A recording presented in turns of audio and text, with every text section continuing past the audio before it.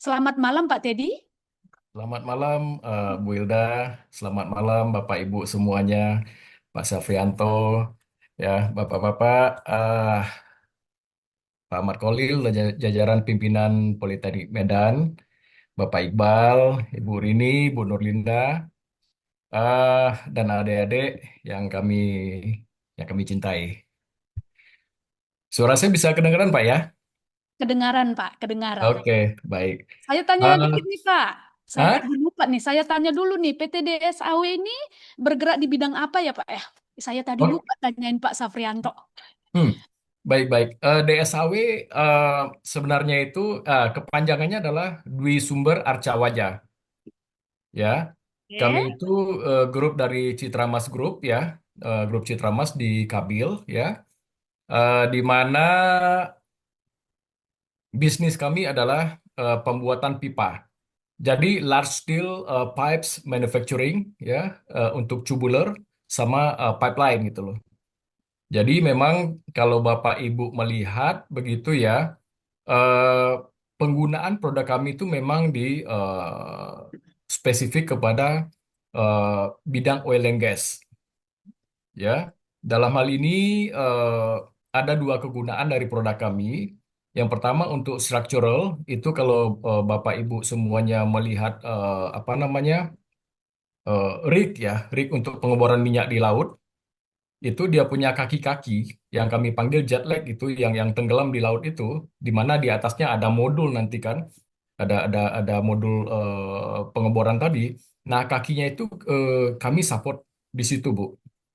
Jadi Hmm. biasanya berbentuk pipa panjang gitu ya. Jadi pipa tadi kami gulung apa dari plate yang kami pesan ya. Lalu digulung dan dilas ya. Dilas itu menjadi kaki untuk apa namanya jacket leg ya. Kami panggil jacket leg untuk rig tadi. Yang kedua, penggunaan produk kami itu adalah untuk eh, line pipe ya atau pipa saluran minyak ya. Biasanya habis dibor di tengah laut atau di offshore baik onshore juga itu kan ada disalurkan ya melalui pipa besar ya. Kami juga support pipa tadi. Jadi eh, klien kami memang lebih banyak kepada perusahaan migas baik di dalam dan luar negeri ya. Kalau kayak di dalam negeri sudah pasti kami support Pertamina itu banyak sekali ya, Pertamina grupnya, lalu Medco Energy ya, itu yang besar-besar dan juga luar negeri ya misalnya kayak Petronas ya. Biasanya kami juga support mereka. Baik, sebelum lanjut ya, eh, kami izin dulu ya, ya mungkin 5-10 menit ke depan juga kita ada pemaparan gitu ya. Namun kalau eh, sebaiknya kan kita kalau berkenalan dulu ya. Baik, nama saya Teddy Ariswandi, just call me Teddy ya. Eh, saya sekarang ini menjabat sebagai Finance dan Accounting Manajernya di PT DSAW. Namun dari pengalaman saya juga sebelumnya saya juga lama di muka kuning sih ya, eh, di perusahaan elektronik juga kayak Pak Safrianto lah gitu ya. Jadi memang apa yang disampaikan Pak Safrianto tadi mengingatkan saya waktu kita awal-awal ini ya berjuang bekerja di bidang akuntansi. Tapi itu menarik ya. Baik, mungkin untuk tidak menunda ini ya, menunda waktu lagi, saya juga akan coba share saya punya slide gitu ya. Em, Sebentar ya, saya share dulu. Bisa lihat, Bu? Bisa Pak. Oke, sebentar.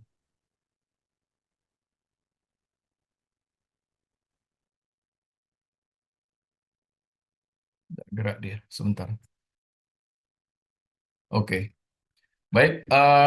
Sebenarnya saya selain akuntan ya, jadi akuntan, eh, saya juga interest sebenarnya lebih kepada selain bidang akuntansi itu sendiri. Memang secara pribadi saya juga tertarik dengan komputer programming begitu. Jadi saya sangat tertarik dengan database management ya, di mana saya juga belajar secara mandiri mengenai misalnya kayak aplikasi programming itu VBA, Visual Basic for Application. Lalu saat ini saya juga memaksakan diri saya untuk mempelajari bahasa programming Java. Di mana Java tadi sebenarnya ya nggak segampang yang kita kira ya, itu rumit ternyata bahasa programnya begitu. Tapi anyway, karena memang saya sangat tertarik di bidang accounting ini, jadi saya nggak mau tanggung-tanggung ya. Itu eh, kita bicara accounting mungkin buat saya lebih daripada sekedar kita menjurnal, melakukan jurnal begitu ya, melakukan jurnal. Tapi yang jelas itu adalah kita bagaimana merangkum sebuah informasi akuntansi tadi ya menjadi sebuah reporting yang berguna gitu loh. Sehingga mau tidak mau saya harus mempelajari semua sistem database tadi juga, ya selain accounting tentunya. Karena tanpa basic accounting kita juga nggak tahu bagaimana database kita larinya kemana gitu loh. Baik, seperti kami sampaikan tadi, kami bikin pipa ya. Ini pipanya sangat besar sekali ya. Itu bisa sampai awalnya mungkin sekitar 20 inci, 24 incian, sampai itu yang paling besar yang pernah kami bikin adalah dengan diameter 4 meter. Yaitu besar sekali. Ya. Baik, mungkin saya akan mulai dulu dengan ERP ya. Jadi, eh, what is ERP sebenarnya gitu ya? Jadi dalam bahasa singkat itu, ERP itu adalah Enterprise Resources Planning, ya. Di mana dalam hal ini kita sistem tadi ya, ERP merupakan Integrated Data Management dan Processing ya of the company through the centralized system, ya. Jadi Bapak dan Ibu dan adik-adik semuanya bisa bayangkan kalau kita waktu belajar di akuntansi di kampus begitu ya, kita belajar jurnal ya. Ingat nggak kita belajar jurnal lalu kita belajar cash flow juga ya. Jurnalnya tadi ada jurnal pembelian ya, ada jurnal pemakaian bahan mungkin ya, lalu di production, lalu ada jurnal penjualan, ada jurnal diskon. Padahal memang itu sebuah konsep yang terpadu ya. Tetapi ketika kita terjun ke perusahaan, ketika kita bermain dengan ribuan transaksi ya, itu ceritanya menjadi lain. Di mana misalnya di proses pembelian itu akan ada divisi sendiri, ya, di mana purchasing. Ketika purchasing tadi sudah melakukan pembelian, dia mengisu PO, ya, lalu PO tadi di send, dikirimkan kepada supplier, lalu eh, barang tadi dikirimkan, diterima oleh bagian gudang. Gudang akan mengentry namanya GR ya, good receive ya, good receive process. Lalu bersamaan dengan bagian gudang menerima barang tadi, itu invoice akan disampaikan ke ini ke bagian accounting, ke EP biasanya. Ya. Jadi eh, di EP lah eh, kita memulai juga melakukan pencatatan akuntansi. Jadi se- bisa kita lihat ya proses yang dulu kita lihat simple di kuliah itu kita harus membaginya menjadi beberapa pembagian divisi-divisi karena memang transaksinya banyak dan terpecah-pecah. Seninya adalah bagaimana kita centralize itu semua data menjadi suatu laporan keuangan. Ya, kita bisa bayangkan ya, misalnya kayak bagian pembelian ya, ya. Kalau anggaplah terpisah-pisah, masing-masing divisi melakukan sendiri-sendiri dia punya pencatatan. Coba bayangkan repotnya tim akuntansi ya, yang akan merekonsel ke sana kemari. Pertama dia akan merekonsel dulu GR-nya kan. Benar nggak GR-nya tadi sudah sesuai dengan apa yang kita terima, sesuai dengan PO dan segala macamnya kan, dengan delivery note-nya juga. Lalu di bagian AP juga akan sibuk mengkonfirmasi, benar nggak kita sudah terima barang ini, bisa nggak kita entry begitu loh ya. Belum lagi dengan data yang banyak. Jadi ERP itu diperlukan untuk menyatukan semua transaksi tadi di dalam sebuah sistem ya, di mana beberapanya setiap masing-masing bagian melakukan entry, itu jurnal akan tercreate secara otomatis. Jadi masing-masing kita tuh nggak perlu lagi, misalnya kita nggak perlu lagi mencatat jurnal penerimaan barang, karena begitu si bagian gudang mengeklik GR gitu, melakukan proses GR, itu barang sudah keterima dan jurnal langsung sudah terbuat gitu loh. Ya, jadi baik kita lanjut ke ininya. Oke, eh kenapa ERP itu is essentially necessary begitu ya? Pertama itu kalau saya memandang itu company sekarang ini mereka mempunyai kompetisi yang sangat ketat sekali ya. Dalam artian begini, company itu dia akan selalu mencari peluang baru. eh, Paling tidak dia harus selalu memaintain dia punya customer atau dia punya proses production line. Nah, selama harganya tadi tidak kompetitif, dia tidak akan mendapatkan order, bisa saya bilang begitu. Jadi dia tetap harus menjaga competitiveness dari perusahaannya dia ya di tengah kompetisi yang sangat ketat sekali di seluruh dunia. Bayangkan dunia loh. Lalu atas kompetisi tadi, nah mulailah perusahaan tadi menjalankan cost saving program ya di seluruh bagian company ya. Dan jangan lupa sekarang ini perusahaan itu sudah berjalan 247 artinya 24 jam sehari dan 7 hari seminggu dengan keputusan harus semakin cepat begitu. Nah, dan juga dia harus melakukan better control ya, overview dan control untuk seluruh organisasi. Jadi atas hal ini, dasar-dasar ini, ya, perusahaan itu membutuhkan suatu sistem yang terpadu, ya. Kalau dia nggak tahu bagaimana, misalnya begini, dia nggak tahu si eh, pengambil keputusan, anggaplah seorang direktur utama, dia nggak tahu mungkin berapa dia punya utang company sekarang. Company sudah pasti punya payable kan. Berapa pun ya? Saya bagaimana melakukan apa namanya perencanaan ke depan? Kalau saya tidak tahu posisi cash saya bagaimana, posisi utang saya ke mana, aging piutang itu bagaimana atau aging utang itu bagaimana, ya. Jadi dia nggak bisa melakukan keputusan bisnis sehingga dia membutuhkan secara esensial ERP adalah dia butuhkan ya apa yang dia butuhkan sekarang ini. Oke?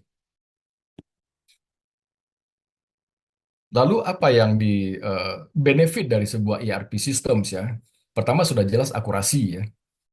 Lalu dia akan meminimize ya data rekonsiliasi di antara departemen-departemen. Bayangkan kalau tim accountingnya eh, sibuk merekonsiliasi dengan kayak saya bilang tadi ya, dengan anak-anak purchasing, dengan PO yang beredar. Karena PO tadi digunakan biasanya kalau saya di kantor juga untuk melakukan accrual ya accrual terhadap apa servis-servis yang akan kita bayarkan di kemudian hari. PO beredar itu berapa gitu loh. Ya, kebetulan kan perusahaan kami itu project based begitu ya. Jadi kalau seandainya eh, kita sudah selesai project, biasanya project tadi kan dalam hitungan bulan ya. Ya, itu semua cost itu sudah harus dikumpulkan.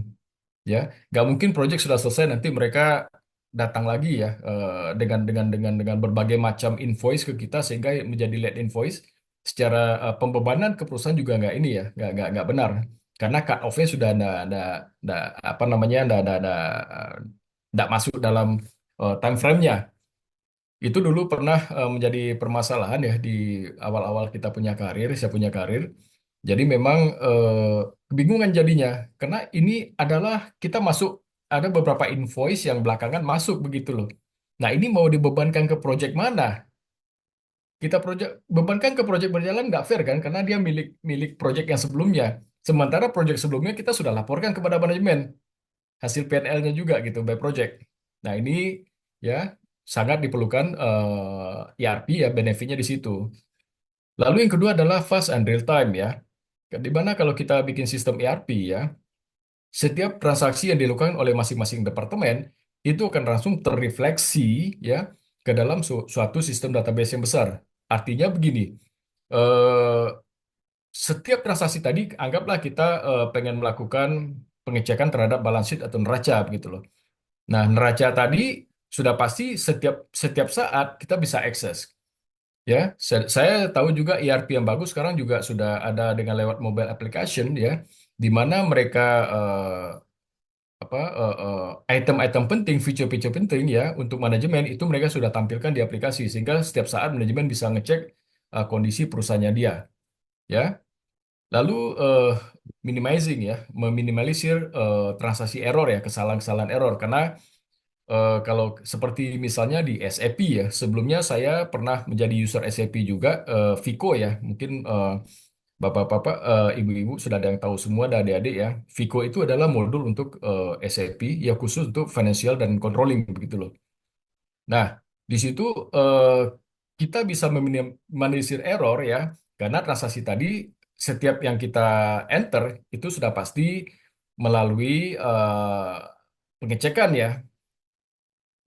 Misalnya itu dari PO ya, langsung kita GR jadi IR, semuanya langsung itu tidak lagi sistem manual di situ. Kita mengkonfirmasi di situ. Lalu ada namanya kita mengotomasi transaksi ya, kayak saya bilang tadi, itu kita nggak perlu repot lagi kalau kita pakai ERP. Semua departemen itu kan reconcile begitu ya. Baik, kalau bisa kita bilang, saya coba gambarkan dengan sebuah ini sederhana ya. Di mana di sini kalau kita bisa lihat chart sederhana ini, itu ada finance, ada HR, ada manufacturing, ada supply chain ya, ada services, ada procurement dan supporting yang lain ya. Itu terangkum dalam satu transaksi ERP ya. Sebagaimana kita tahu kalau untuk ERP company itu jelas yang menurut saya dan itu mungkin terbukti juga ya kalau kita googling ya. Kayaknya SAP masih tetap menjadi eh, sistem ERP yang nomor satu ya. Kalau terakhir yang saya coba cek itu ada sekitar 400.000 company sebagai penggunanya mereka. Sementara yang kedua dipakai oleh Oracle, mungkin sekitar 230 lebih company di seluruh dunia yang memakai sistem ini ya. Yang ketiga juga itu Microsoft juga nggak mau ketinggalan ya. Mereka kalau nggak salah Microsoft Dynamics 365 ya, ERP-nya mereka ya, itu sudah kurang lebih 160.000 company. Jadi semakin apa namanya semakin hari itu perusahaan semakin menyadari bahwa ERP itu adalah sangat penting bagi perusahaan ya, esensial. Oke, jadi kalau secara kita gambarkan secara simple ya, sebenarnya setiap proses dari perusahaan tadi itu dia akan bermuara kepada laporan accounting ya. Itu baik dari procurement, logistik, warehouse sama shipping, lalu production, lalu sales gitu ya, dan HR itu bermuara kepada laporan accounting semuanya. Saya pikir kita setuju. Jadi kalau kalau seandainya tidak ada sebuah sistem yang terintegrasi yang menyatukan semuanya, saya pikir itu akan kesulitan ya. Kita akan closing accounting setiap bulan sesuai dengan time frame ya atau cut off yang kita sepakati bersama ya.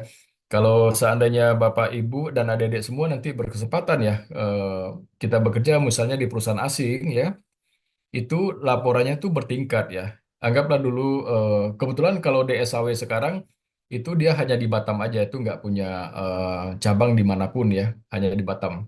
Tapi nggak tahu ke depannya nanti ya, karena memang kita ada merencanakan pengembangan juga untuk production kita. Tetapi dari pengalaman saya, itu untuk sebuah closing corporate itu bertingkat semuanya. Yang pertama itu misalnya kayak dulu saya punya pengalaman tuh kayak di Batam ya. Di Batam kita membawahi ada empat ini ya, empat negara gitu ya. Waktu itu ada dua di Jerman, satu di mana namanya di Cina ya, dan satu di Batam ya. Itu closing kita itu ya, kita harus closing dulu di Batam dan kita harus rekonsiliasi ya intercompany dengan perusahaan-perusahaan kita di luar negeri. Artinya hutang piutang kita harus reconcile. Artinya kita punya utang berapa ke perusahaan di luar negeri dan perusahaan luar negeri juga punya hutang piutang berapa ke kita. Kalau tanpa reconcile itu kita nggak bisa close ya. Setelah reconcile antar perusahaan terjadi dengan lebih setingkat di tingkat lebih atasnya lagi itu antar entitas lagi, antar bisnis karena perusahaan tadi mempunyai beberapa segmen bisnis. Setelah segmen ini terclose, segmen bisnis di atasnya juga harus di close. Dan itu sudah level selanjutnya. Pertama kita reporting ke Jerman, Jerman akhirnya reporting ke Jepang. Jepang itulah rekonsiliasi semua bisnis, semua divisi seluruh dunia itu dilakukan. Jadi bayangkan kalau bergunanya sistem ERP di situ. Itu pun juga kita masih kerja kadang-kadang harus sampai malam, ya. Tapi ya itu tadi eh, lama-lama juga biasa kadang-kadang meskipun closing ya jam 5 kita bisa pulang juga sih sebenarnya gitu. Ya. Baik. Nah, ini yang paling menarik ya.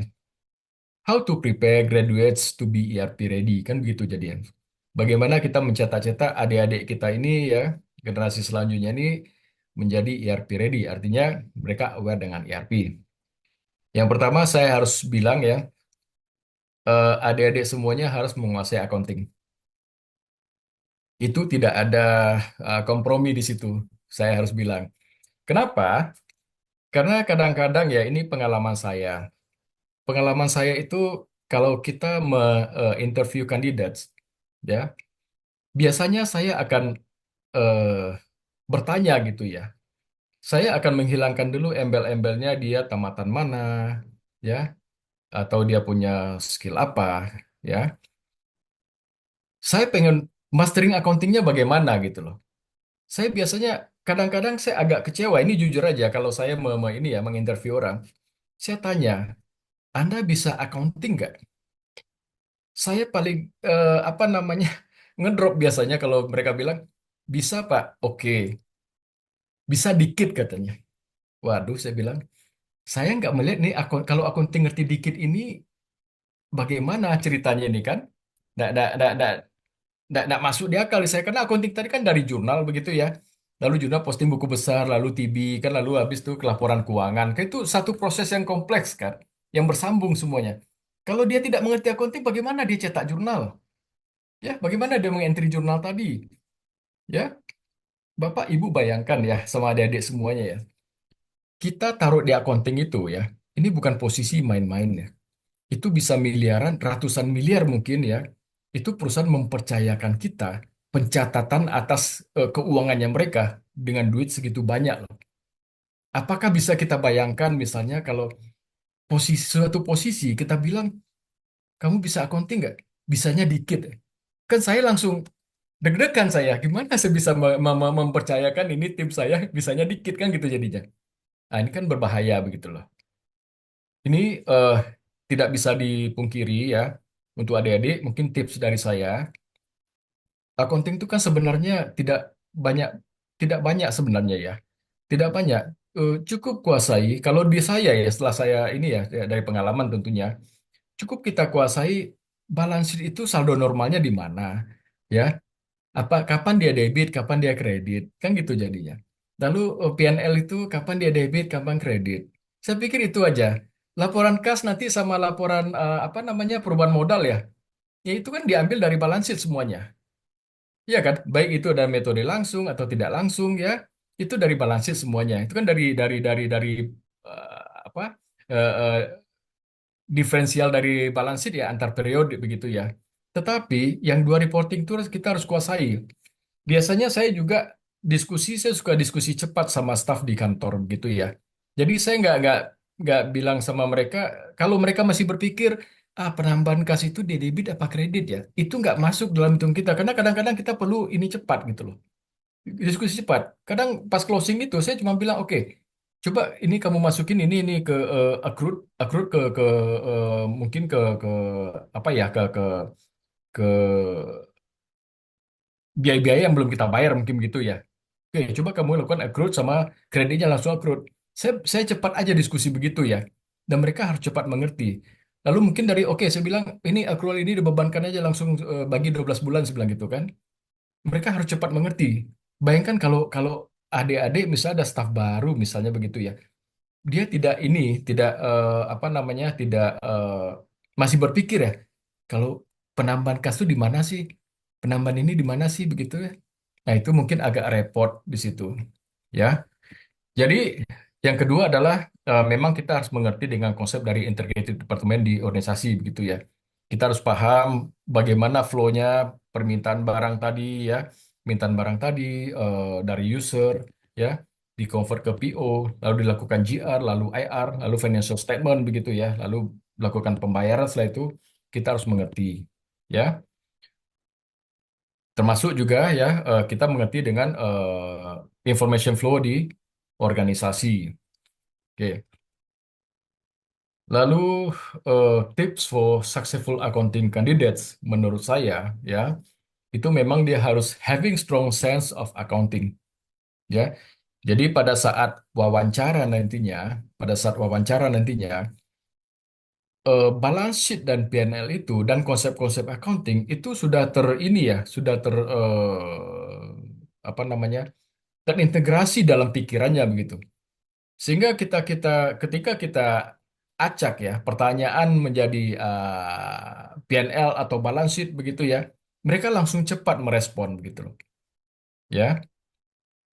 Lalu ya sudah pasti jurnal voucher ya, jurnal tadi ya itu untuk harus instantly come into our mind gitu ya.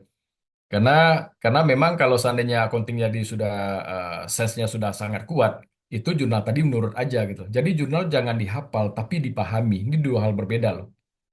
Substansi jurnal itu dipahami. Kapan dia harus jadi aset, kapan dia harus jadi cost, kapan dia harus jadi inventory, kapan dia harus jadi apa namanya fixed asset atau aset lain-lain. Itu harus sebuah konsep yang kuat, ya. Lalu yang terakhir sudah pasti ya, dia harus tahan dengan number sama calculation ya. Dia harus mencintai number sama kalkulasi, ya. Yang keempat dia ini adalah tambahan kalau ketika dia bekerja dalam suka bekerja dalam suatu database itu akan lebih cepat. Karena kalau uh, di SAP ya, kalau Bapak saya boleh share di SAP itu adalah apa namanya modulnya itu adalah FICO ya. Kalau untuk accountingnya itu FICO ya. FICO tadi finance sama controlling gitu. CO itu itu adalah controlling. Nah, controlling tadi lebih kepada mungkin sedikit satu level di atas ini ya, di atas pencatatan akuntansi konvensional, di mana kita sudah harus mempunyai semacam sense yang kuat ya. Bagaimana misalnya biaya-biaya yang common atau biaya-biaya yang umum yang ada di perusahaan, kita membaginya kepada masing-masing departemen. Nah, itu biasanya menjadi perdebatan saya selalu menjadi perdebatan sama CFO ya. Chief Financial Officer waktu itu ya. Saya selalu atau sekarang ini saya selalu diskusi panjang itu dengan Managing Director biasanya. Nah, selalu menjadi challenge bagaimana misalnya ya biaya-biaya yang terjadi yang tidak spesifik kepada project, bagaimana kita membaginya kepada departemen-departemen. Nah, disitulah controlling tadi. Kalau seandainya di SAP itu ada kita bisa memasukkan faktor-faktor untuk pembagiannya tadi. Sehingga pada waktu closing, ya biaya umum tadi kita bisa bagi ke eh, dan bebankan ke masing-masing project. Ya, baik. Eh, Selanjutnya additional tips ya untuk successful accounting candidates ya. Pertama memang dari saya menyarankan memang kalau saya pribadi ya, memang harus bagus di Excel ya. Itu menjadi ini saya karena apa namanya tetap meskipun kita memakai sistem ya itu kadang-kadang kita perlu melakukan analisa ya. Kita download data tadi ke Excel dan kadang-kadang waktu yang diberikan kepada kita untuk mengolah data tadi dan mengambil suatu kesimpulan di Excel itu sangat sangat pendek sekali ya nggak panjang-panjang. Itu yang bisa bikin stres di kantor itu kayak gitu biasanya. Ya. Lalu saya lebih kepada adalah bagus ya kita mengerti sangat mendalami pajak ya.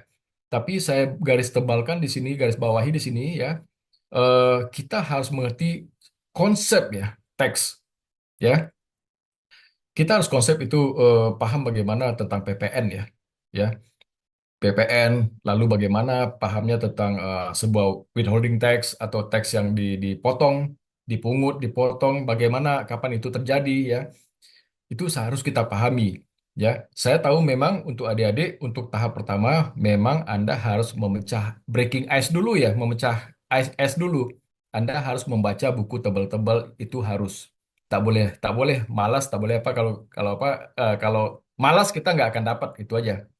Setelah itu ya dalam pengalaman saya paling yang berubah itu hanya konsep-konsep apa tarifnya aja. Biasanya tarifnya berubah tapi konsepnya tetap sama. Misalnya kayak PPN, apa sorry, corporate income tax begitu ya. Nah, itu kan hanya berubah di tarifnya aja, tapi konsepnya sama, ya. Apa kapan kita pakai misalnya koreksi positif, koreksi negatif di pajak gitu lah. Karena ketika kita menguasai konsep begitu ya, eh, kita mau dibanting kemanapun kita akan ready. That's okay, ya. Karena konsep sudah kita kuasai, ya. Yang kedua itu, mohon maaf ini, yang kita juga harus paham mengenai transfer pricing. Ini adalah topik yang hot di dunia usaha sekarang, di dunia kerja ya.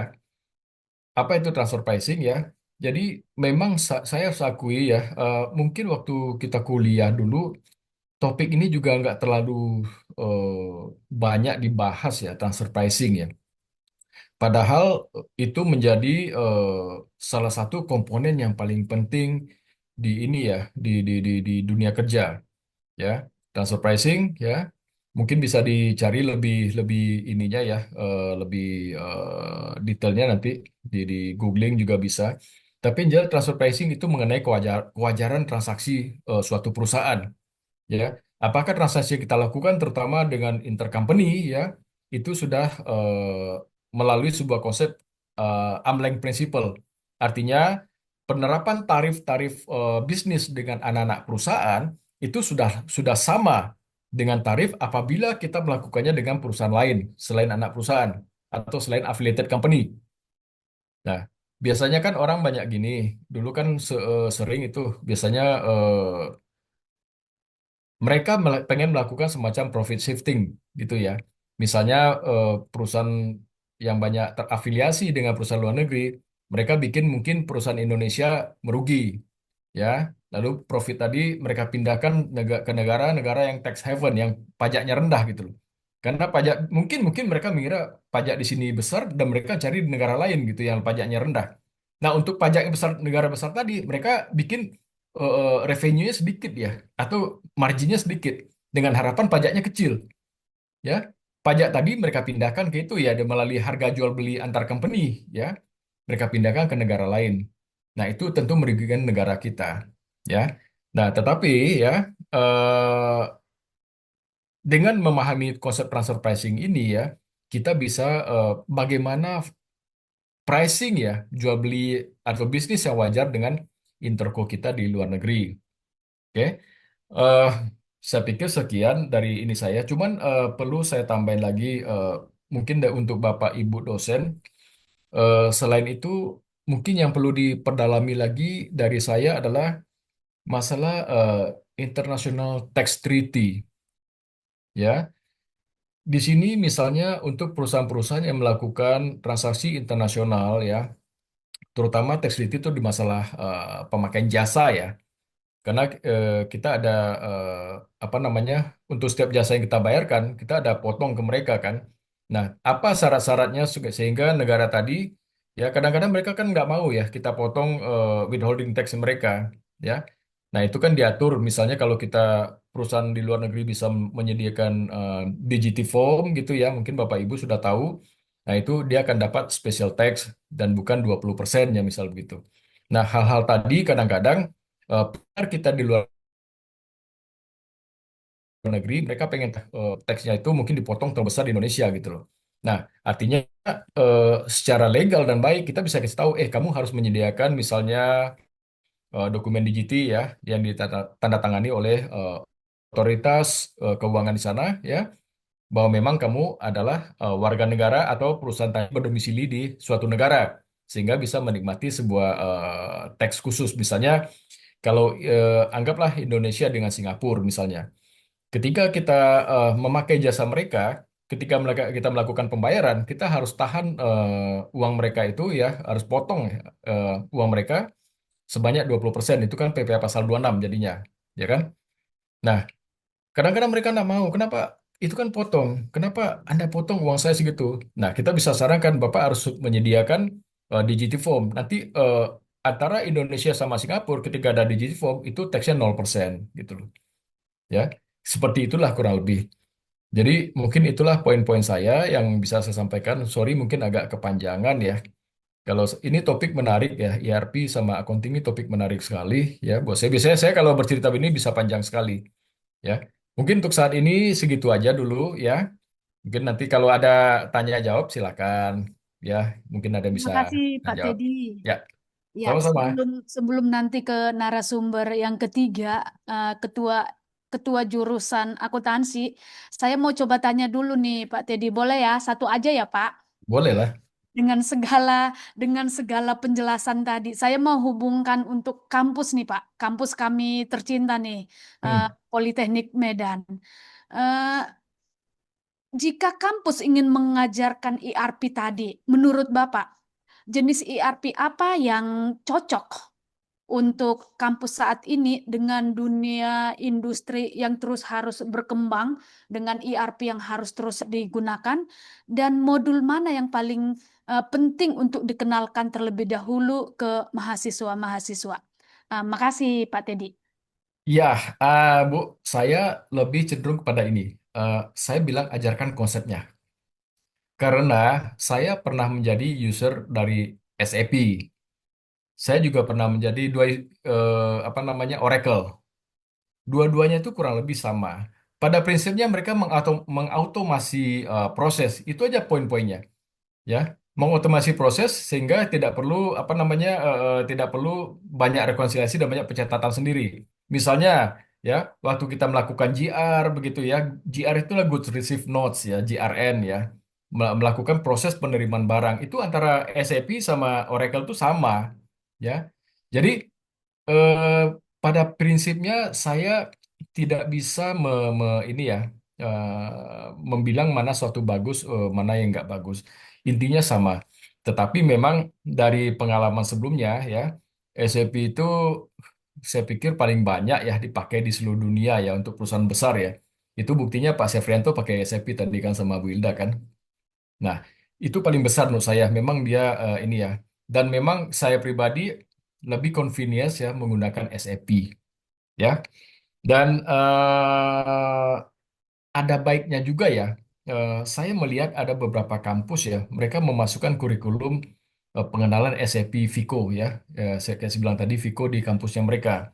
Saya pikir ini baik ya, karena ini apa saya namanya rahasia ya, rahasia dapur ya. Orang-orang yang jago SAP itu price-nya berbeda ya, Bu ya. Price-nya berbeda itu. Apalagi kalau sempat terjun SAP, dia bisa setting-setting SAP, dia bisa mengerti eh, tikot-tikotnya ya. Banyak tikot-tikot rahasia itu, betul ya Pak Safrianto ya. Banyak tikot-tikot rahasia itu, trik-triknya. Kadang-kadang, itulah gimana rajinnya masih itu seni lagi Bu Hilda saya bilang ya. Karena SAP itu sendiri luas ya. Kayak kita lihat dari modulnya yang dipakai sama Pak Safrianto tadi, itu banyak tikotnya ke bawah, bener banyak itu. Dan bisa Kadang-kadang, di-customize ya, Pak ya? hah? Dan bisa Bisa customize lagi di-customize. Ya, untuk untuk reporting itu bisa report-reportnya, customize. betul. Saya setuju itu. Iya, Heeh. saya pernah waktu itu malah ngoprek SAP, tapi memang mereka kan ada ini ya, ada otorisasi levelnya gitu ya. Ada suatu tikot saya nggak bisa jalanin gitu ya. Jadi waktu itu saya mau mau apa ya, kalau nggak salah sampai merubah setting segala macam itu mereka nggak kasih izin. Tetapi eh, buat saya eh, kuasai konsepnya, ya. Saya pernah coba banyak sistem accounting ya, kayak SAP, SAP sama Oracle tuh sudah pasti ini ya. Lalu saya juga pernah coba Pistri. Pistri saya pelajari sendiri aja, konsepnya itu aja kok itu. Ya, jadi tolong ajarkan konsep mahasiswa tadi mengerti, jangan dikasih menghafal. Ya, saya bilang waktu itu kayak saya kuliah dulu ya, saya lebih banyak menghafal gitu. Itu nggak masuk. Jadi dibilang misalnya eh, kalau penambahan penambahan kas tuh di debit, sehingga pada waktu ujian saya nervous, saya lupa semua gitu loh. Karena menghafal kan, aduh kacau balau semua. Kok nggak balas ini semua kan? Antara apa namanya biasanya kan PNL itu bawahnya kan masuk ke laba ditahan itu. Cuman ini saya saya otak-atik pakai kalkulator menghitungnya nggak masuk ini. Jadi nggak begitu caranya. Biasanya ajarkan konsepnya. Ajarkan dari tikot aja gitu loh. Kalau nambah ini, kalau kalau debit itu nambahnya ini, ajarkan dari gambar, dari diagram ya. Jangan suruh mahasiswa tuh menghafal. Itu nggak akan masuk. Mungkin trik-trik dari saya, tips dari saya tuh begitu, Bu. Ya, Ya. silakan. Setuju Pak Teddy, memang betul konsepnya. Ada beberapa itu anak PKL saya saat ini, betul Pak, mereka tidak bisa tahu itu posisi normal persamaan dasar akuntansi itu mereka nggak tahu loh Pak. Bu- Aduh, kalau kami zaman dulu itu memang betul hafal mati. Ya, begitulah ya, Pak. Iya. Terima kasih, Pak Teddy. Nanti Ya.